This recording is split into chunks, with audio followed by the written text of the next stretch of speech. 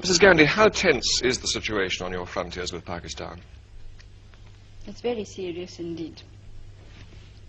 The two armies are confronting each other. And of course, shelling has been going on for quite some time, even before I left. Do you really think it's possible that Pakistan would attack India with their present internal situations? Well, when there is the sort of chaos which they obviously have, they may take desperate action and feel that an external enemy might unite some of the people there. What about you? Is there a situation in which you might attack Pakistan?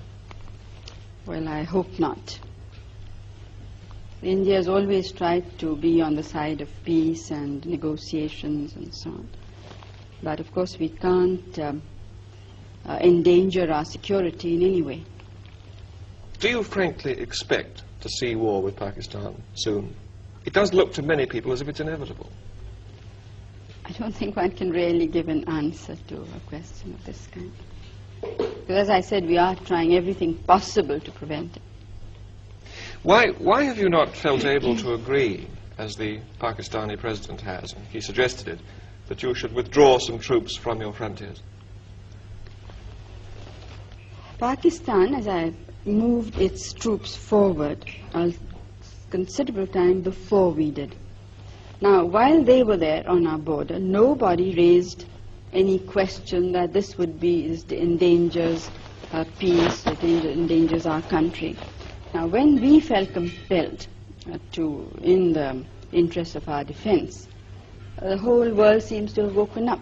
Now, it seems a very unrealistic situation to me. And as far as going back is concerned, our positions are much further back. I mean, we don't have a second line that could serve us should Pakistan decide to attack after all. So it would not be, I don't think I would be doing my duty to the country and to the people if we would agree. And one thing you must remember is that we have never attacked anybody, but we have been attacked 3 times. But do you support the Bangladesh guerrillas? Do you support a separate state in East Pakistan? You see, it's not a question of supporting or not. The question is what is likely to happen. I don't think we can shut our eyes to the situation in a neighboring state. I think, and I personally think that most of the world believes this, so they may not be willing to say it out openly, that Pakistan as it existed can never be the same again. But don't you think the situation on your frontiers might be less dangerous if you personally were to meet Yahya Khan, so that you understood each other's positions more clearly? Have you read some of Yahya Khan, the president's speeches and interviews? Yes. Well, and do you still think it would serve a useful purpose?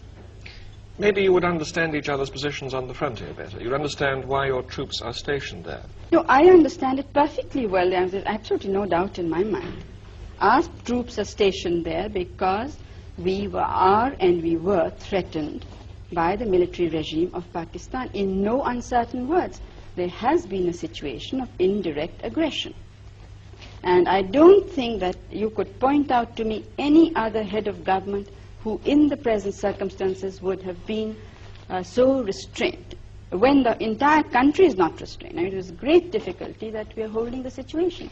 And then what we get outside is to equate us with a government which has killed more than 1 million people, which has created conditions of barbarity which I don't think the world has very seldom seen.